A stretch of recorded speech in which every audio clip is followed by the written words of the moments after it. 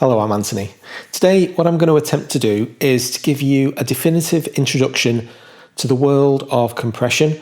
I'm going to introduce you to the 5 different major types of compression.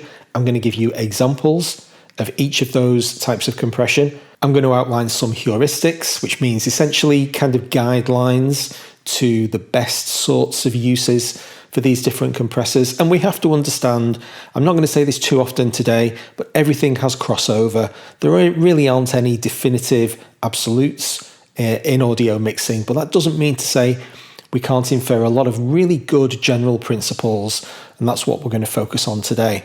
Now, I should say at the outset for today, I'm not going to describe the absolute basics of compression. I'm going to presume you understand that there is a threshold level, that when an audio signal exceeds this particular value, then compression is going to be applied to the entirety of the signal. It's going to take a certain amount of time to reach that compression level. That's our attack.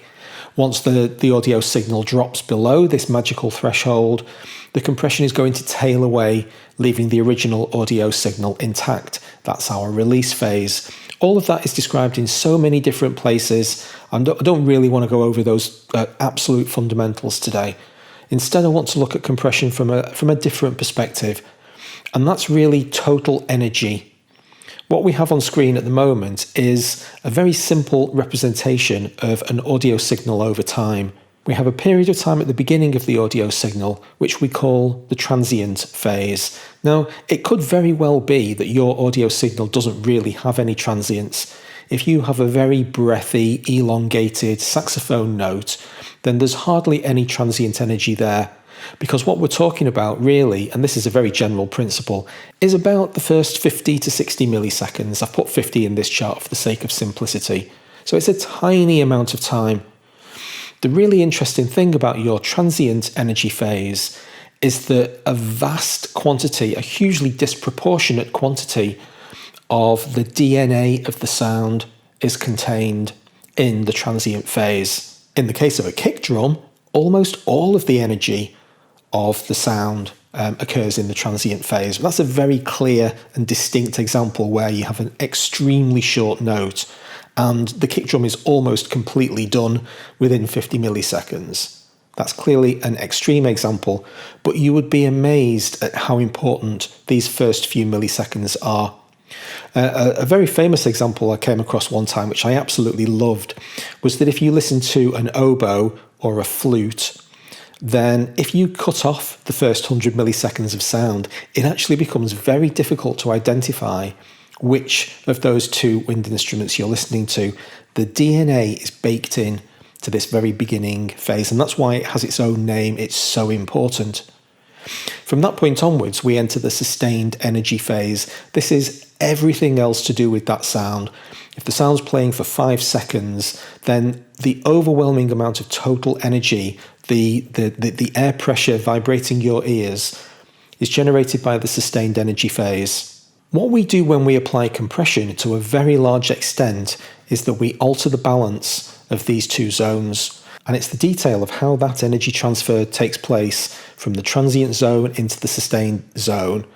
That's really what we're talking about to a very large extent when we attempt to discuss the concept of compression.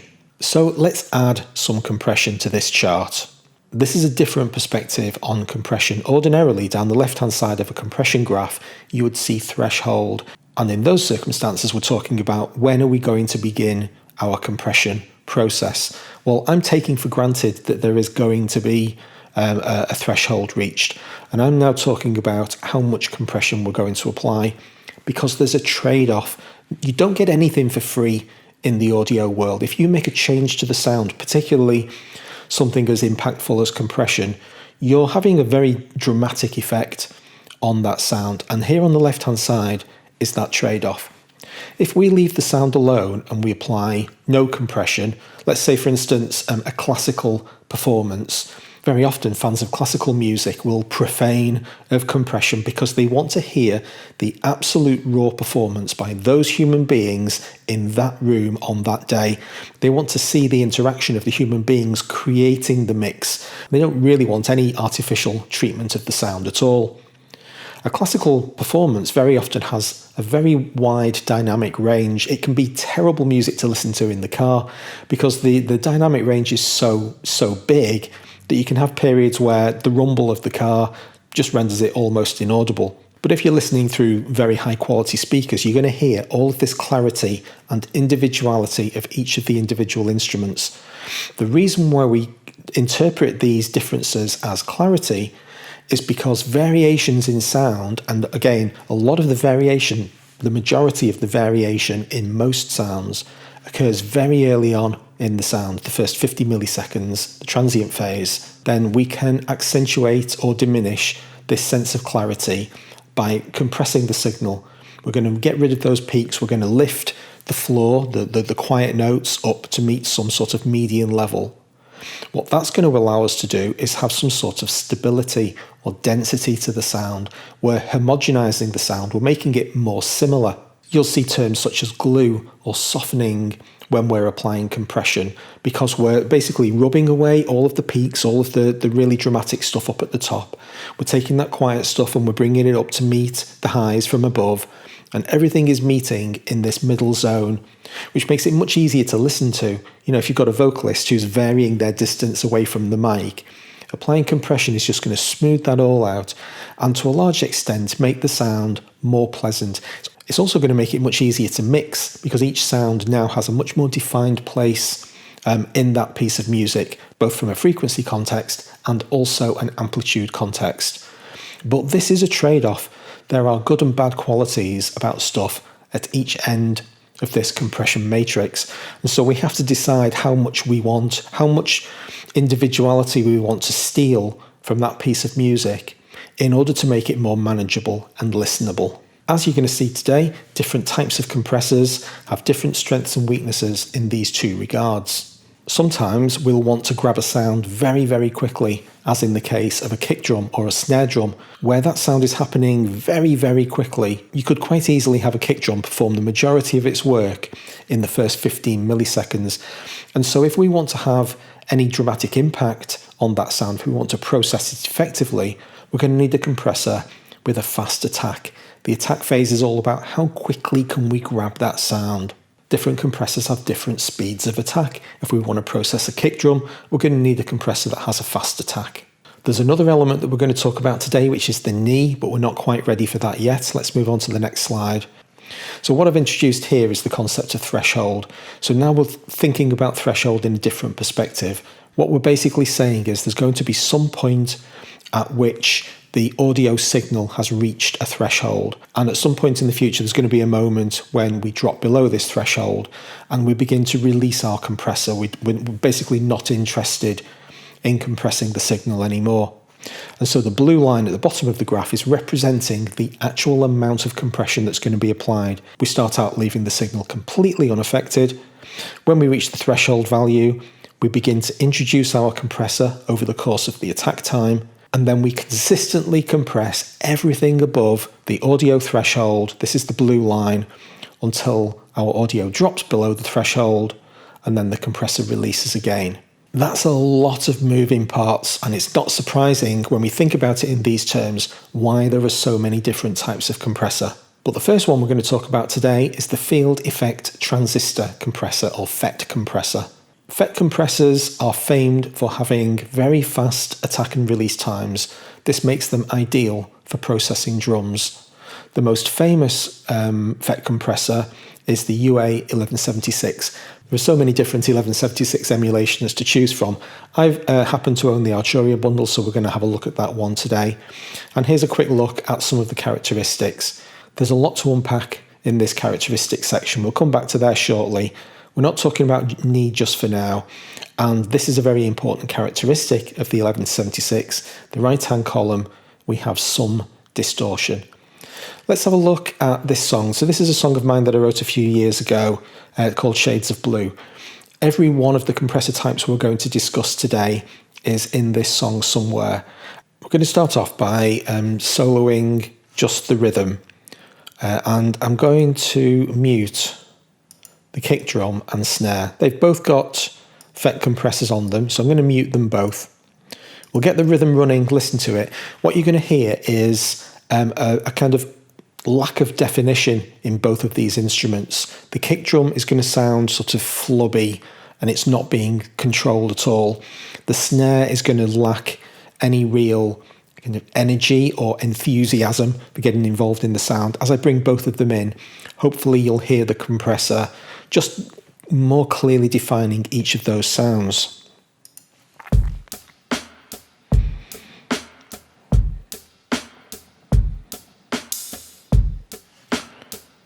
Kick drum first.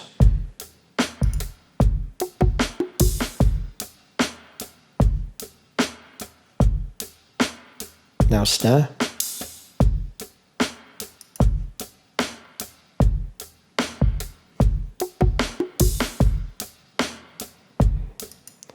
So let's have a look at some of these definitions. Punchy. What do we mean by punchy? We mean grabbing the transient as quickly as we can. The compressor's acting very quickly. Then we have a very counterintuitive effect. Compressors, when they're grabbing the sound most forcefully, are in effect actually making it louder. The compressor reduces the volume of the sound, but then the entire compressor's audio signal is boosted in order to make up for that flattening of signal. But the overall effect of this is that it punches through the sound. Probably the single most defined characteristic of the 1176. You'll come across that word everywhere. The next phrase is nonlinear compression. Now, I don't want to turn this into a maths lesson, but essentially every compressor uses different mathematical principles to accomplish its goal. It's a very difficult thing a compressor's doing, squashing a signal and then boosting it again. Well, the squashing is the difficult bit. What we're introducing when we compress a signal is additional harmonics. The number of additional harmonics are going to be called saturation or distortion. A good way to think about it is the faster a compressor operates in either its attack and release time or its knee, which we'll talk about later. Essentially, the FET is the fastest of the compressor types. That introduces inherent distortion. In the case of the 1176, however, we don't really call it distortion, we call it saturation, which is a more friendly term for exactly the same principle. We're introducing additional harmonics to the sound. It just so happens that the circuitry of this particular device is famed for doing what musicians want it to do. It essentially makes your drums a little bit gritty and a little bit more interesting, and we like it. Very often we don't really know why we like these things. It's just very clever people designing these circuits. The 1176 is just a very, very famously well-designed saturating compressor. Just before we move on to have a look at any other examples, we're going to make that example extreme by soloing just the kick and the snare, and we'll have one more listen to these two instruments.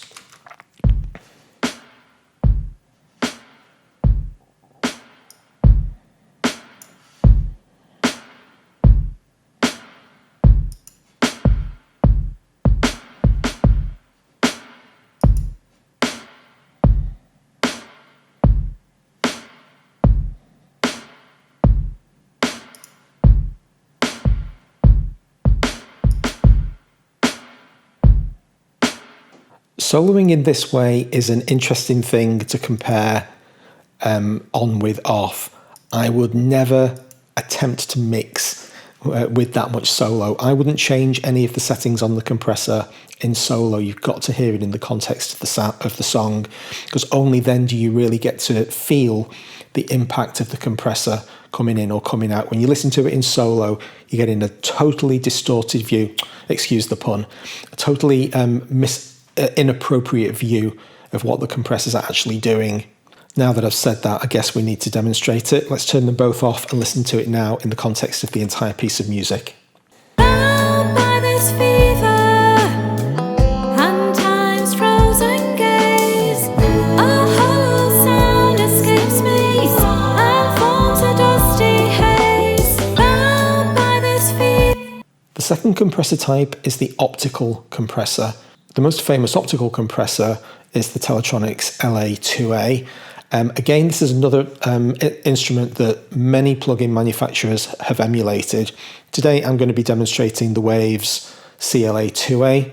And as you can see from all of the columns in this chart, optical compressors are a completely different beast from effect compressors. Let's work through these columns from left to right. Okay, so attack and release, where effect compressor's good at handling stuff like kick and snare and really fast or aggressive transients. Optical compressors are at the completely opposite end of the spectrum. They use light-dependent resistors, which, even though light travels quite quickly as it happens, light-dependent resistors operate quite slowly. So at the heart of an optical compressor is a component that doesn't work very quickly.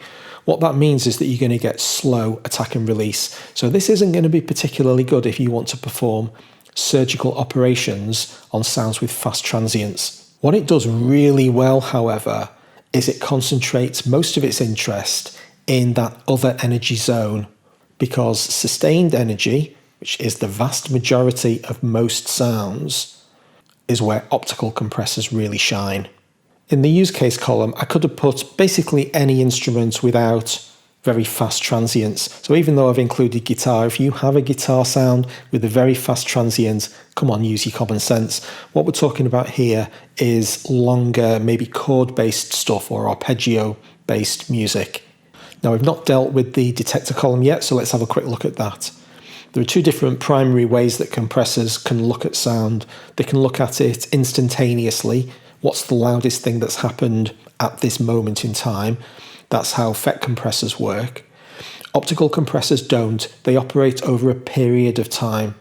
In fact, they don't have a detector in the traditional sense. There's nothing specifically calculating an amount of time over which to identify what the threshold is. An optical compressor is inherently limited by its circuitry to calculate that overall signal level, the threshold level, over a period of time. And so we classify it as if it's an RMS detector. RMS stands for root mean square. Again, there are so many different mathematical rabbit holes we could jump down here. But what we're really talking about when we describe RMS detectors is a detector that's operating over a period of time. But what you really want to think about, without getting into the detail, is that we're now calculating volume more holistically. We're looking at the thing, we're taking a step back, and we're saying, how loud is this thing, rather than what's the instantaneous maximum amplitude at any given moment. Those two different routes, whether you operate peak or RMS detectors, are going to have very dramatic effects on how you process the signal, because that's what's triggering your threshold.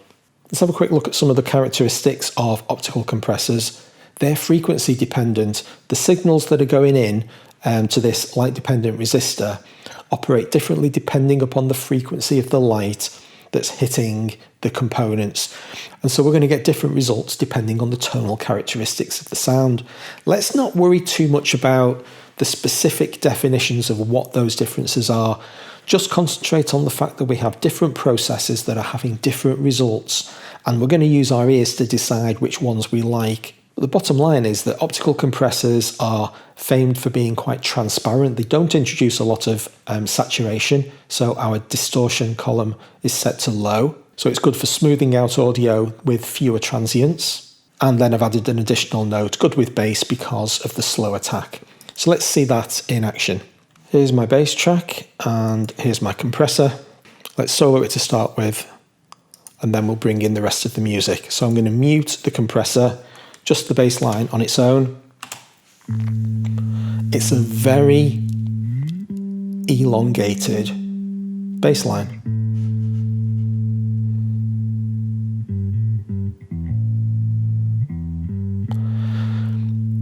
When I'm playing that little riff towards the end there, it was very quiet. I'm just having to keep an eye on the levels in OBS. It's very, very quiet. So I need the compressor to equalize those levels, bring it up a little bit more consistently. But I also want it to add some weight and heft to those very, very long sounds.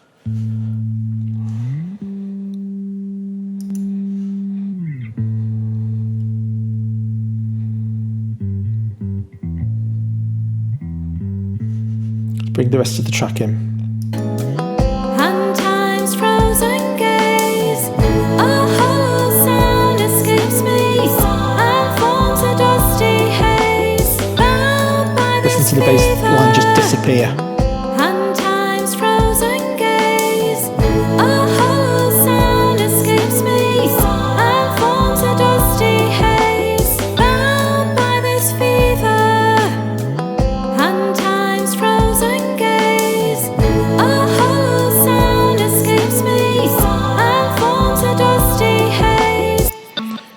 The next compressor type shares many characteristics with optical compressors, but it uses a completely different technology. This is the variable mu compressor. I've put in brackets valve or tube, depending on which side of the Atlantic you live. But basically, what we're doing here is we're sending the signal through a tube. You know why, like most guitarists, many guitarists love valve amps? It's because the valve amp gives your guitar tone warmth and depth and richness, and there's so many different kind of unctuous words to use to describe valve amps. Well, you can do exactly the same process in the mixing arena using valve compressors. We send the signal through valves. Valves naturally compress. It's an inherent characteristic of their design. Now, the thing with valve compressors is that because it's inherent, you often have fewer controls to deal with. There's not really the concept of attack and release with a valve compressor, because you're literally just sending the signal through the valve. It's doing all of the work for you, and you simply decide on the threshold level at which the valve is going to start kind of doing most work. A very famous example of a variable mu compressor is the Fairchild 670, and in this song I'm using one on the vocals. Let's have a quick look at some of the characteristics before we have a look at it. Harmonic saturation above the threshold, so it's a little bit less transparent than the optical compressor. If you want the compressor to bring some additional characteristics to the sound, as opposed to a more technical or clinical compression, you might consider using a valve compressor over an optical. Put a comment in here that we'll return to later, but just a quick look at it now. Not used for fast transient work, again, because it's slow, but can appear on a bus if you want extra warmth rather than punch. Remember this trade-off we were talking about. Do you want clarity? Do you want all of the dynamic range of your sound? Or do you want to sacrifice some of that dynamic range for impact, for compressed impact? Well, it's quite common to find a slow operating compressor on an entire mix bus. That might seem like a really unusual thing to do, but what effectively you're doing when you do that is you're saying, I'm less interested in the transient energy, I'm more interested in the sustain energy. But having said that, its primary use case is as an individual instrument compressor. Let's have a look at the vocals. Here's the Waves Puig Child 670. I'll mute it. Let's listen to that phrase again, and then I'll bring the compressor in.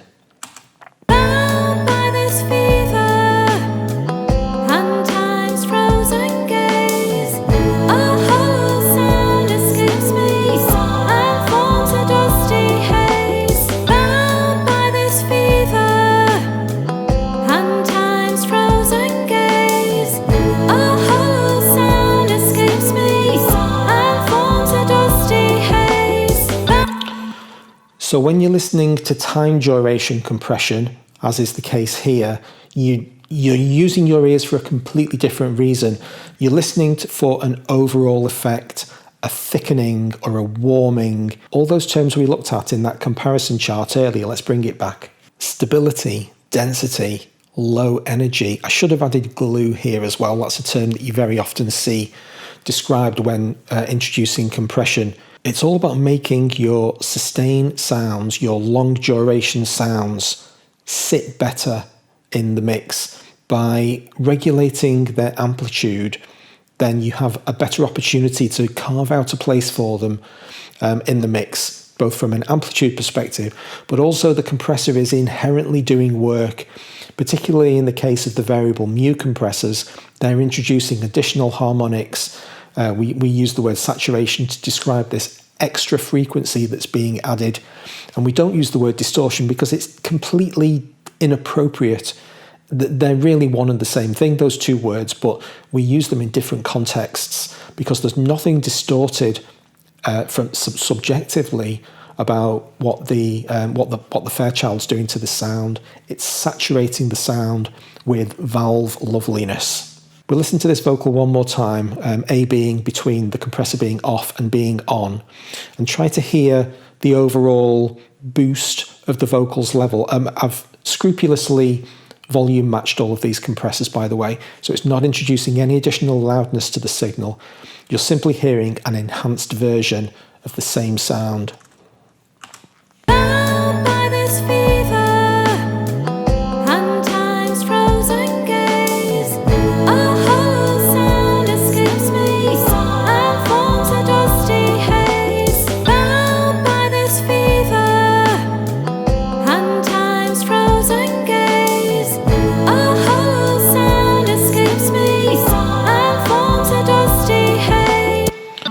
The syllables are clearer, the sound just reaches your ears more easily, it's a more satisfying experience, and it's really difficult to put your finger on exactly why.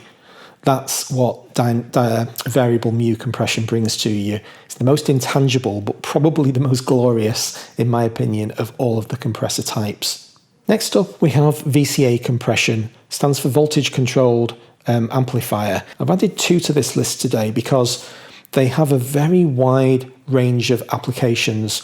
The 3 compressors that we've looked at before really have quite clearly defined hotspots. That's not the case with VCA compressors because you could very easily describe them as the tool for all jobs. You could get away with only ever using VCA compressors because they're so flexible. You can have fast attack VCAs, slow attack VCAs. They can operate with peak detectors or RMS detectors. Very often, VCA compressors will have a switch that can allow you to decide between these 2 different compression types. Very often, you'll find them on a master bus. And the first of the examples we're going to look at today is the one at the bottom, the Waves API 2500, because this is sat on the master bus. Basically, it's processing everything. Now, in order to do this, there are 2 different types of compressor that you can put on the bus. This is the first one we've dealt with, where you want to get in very surgically and you want to quite clearly control any sharp transients, basically just anything that's got through any other part of the process. You're really trying to just very, very slightly glue the entire mix together. So as you'll see on the gain reduction meter, when I engage this preset, we'll start off as normal with it turned off. It's not really doing very much work. In fact, this is going to be one of the ones that you might struggle to hear because it is quite subtle. So if you're struggling to identify what it's really doing, probably the best thing to listen to is the kick and the snare again, because they're just going to get pulled up very slightly in a very similar way to the effect compressor on the bus track itself. But of course, it is applying to the entire mix. It's just easier to hear for the rhythm section. Bound by this fever, and time's frozen gaze, a hollow sound escapes me and forms a dusty haze. Bound by this fever, and time's frozen gaze, a hollow sound escapes me. It's quite easy, I think, to my ears at least hear the kick just pushing forwards a little bit further in the mix. But essentially, it's doing the same job across the entire spectrum. It's just boosting everything very, very slightly. So that's use case number 1 for the VCA compressor. We'll come back and have a look at the other types of compressors on the bus a little bit later. I want to stick with VCA compression for now because there is a second type of operation. Let's go back to that chart again. And it's finally time to talk about knee, because what we're going to discuss here is a VCA compressor with a famously soft knee. This is the DBX165. It's emulated by Arturia with the Comp VCA. And it's called over easy compression. This is an algorithm that was developed by DBX, so it's proprietary to this device. But effectively what it does is it blurs the period of time over which the compressor is being engaged. So what we're interested in here is the period of time in which the compressor is engaging. Here's our attack time, and the compressor is engaging from the moment when we reach our threshold level. The compressor turns on and begins to do work, and it ramps up to full compression over a period of time specified by the attack. Now let's have a look at that with the concept of knee being introduced. So here is the knee, here's the period of time over which that compression is introduced. What we're looking at here is a hard knee. No compression at all. Get that compression on as fast as you can. These sharp deviations in direction down at the bottom when we begin to apply compression and up at the top again, this kind of stuff, when you see angles like this in the audio world, that's going to manifest as saturation or distortion. Basically, additional harmonics are going to be introduced. It's also going to be more noticeable because there are 2 very dramatic moments. We go from no compression to racing up this ladder, and then suddenly we get to the top of our compression amount, how much we're going to compress. And from that point onwards, we stabilize. Well, it's possible to hear those very dramatic changes in direction. And what happens with the soft knee is that we smooth out that process. We basically pull backwards to before the threshold. See, here's our threshold point. Doesn't matter when it is, it's just a moment in time when the audio signal reaches a certain level that says to the compressor, start doing work. Well, with a soft knee, the compression begins before we ever reach this threshold. So it's gently introduced, and this smoothing of the curve helps to ease your transients. What this means is that you have basically like a blurring effect. So the compressor, I love the term in the DBX compressor, over easy, because that's exactly what it does. It just basically smooths that transition period. Many compressors have the ability to alter the shape of the knee, and that's what's happening. We're going to concentrate on the hi-hats in this sound. Let's just solo the rhythm section. Here's our VCA 65 compressor on the hat bus. I'm going to mute it, and then once you've got used to hearing the hats, I'm going to bring the compressor in. Now, this compressor is doing a lot of work on this track because I have quite a badly recorded hi-hat line. It's too quiet, except for moments in time when the hats are way too loud. So I need to do something quite dramatic to sort these out. Well, the compressor's doing exactly this. It's got a fast attack. It's a VCA compressor, so it's getting on the job very quickly, but then it's smoothly introducing the hats and it's allowing them to breathe.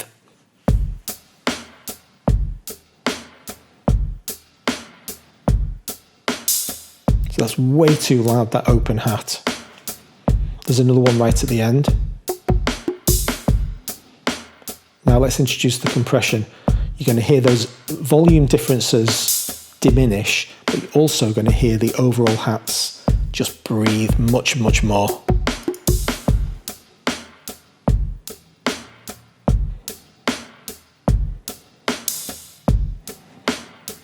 I'm going to bring it into the context of the rest of the track, the song. Bound by this fever and time's frozen gaze, a hollow sound escapes me and forms a dusty haze. Bound by this fever, So they've just disappeared, and time's frozen gaze, apart from that a one. hollow sound escapes me and forms a dusty haze. So I love using 65 on hats. This is one of my favourite little heuristics. But generally speaking, anywhere where you want to smooth out the transition, you want a fast-acting compressor that can get on the job really quickly, but you don't want it to be quite as dramatic as VCA compressors can be with their hard knee, then the VCA 65 is a really good example of basically how to blur the line between these two seemingly quite disparate tasks. And the final type of compression that we're going to talk about today is the diode bridge. This is yet another type of circuitry in the diode bridge. You basically have 4 diodes configured in a circle, and effectively it acts as a rectifier. We don't really need to worry about that today. What it's capable of doing, though, as it says in the characteristics, is behaving in a very versatile manner. It does introduce a little bit of saturation, so that's something that we need to understand. What's the characteristics of that compressor that you're using? But it has the capacity to operate with very fast timings. The Neve 33609 is far and away the most famous diode bridge compressor. Once again, Arturia have emulated that, and we're going to hear an example of this on the bus. I'm going to disable my API. Very similar to the API, it's doing a very similar job, but it's introducing a little bit more saturation than the API did. It has its own tonal characteristic. Bit tricky to hear this one again, but again, start at the drums and the snare. There's the easiest place to identify it, and then see how far you can stretch your ear towards the other instruments to see if you can catch those differences.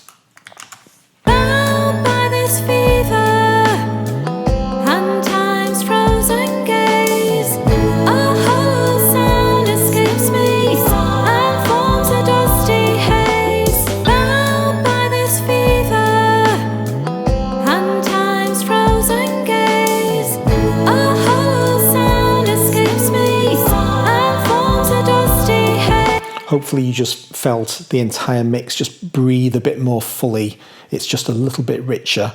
I really like the 33609 on mix buses. Once again, by the way, I've loudness compared all of these compressors. They're not adding any extra gain to the signal at all. Now you can combine compressors, so we can put the 33609 and the 2500 on together. And I'm also going to introduce, in fact, let's just mute those two. We'll deal with the final example today, which is a return to the variable mu compressor. Remember I said they can operate on the mix bus? So the job of the variable mu compressor in this case is to enrich the rest of the energy, the sustain energy. The 2500 and the 33609 are operating primarily at the front of the sound on the transients. That's their primary job. The 670 is doing the bulk of the work on the sustain, and you can combine those two things together perfectly happily. You'll very often see variable mu compressors on the master bus for exactly this reason. So we're going to start out with nothing on the bus, and then I'll bring all three in, and we'll finally hear the full suite of master compression. No loudness is being introduced whatsoever, but hopefully this is an easier opportunity, hearing three different effects on the master bus, and they accumulate in quite a wonderful way. I'll push the volume as far as I can with this as well. Bound by this fever, and time's frozen gaze, a hollow sound escapes me and forms a dusty haze. Bound by this fever, and time's frozen gaze, a hollow sound escapes me and forms a dusty haze.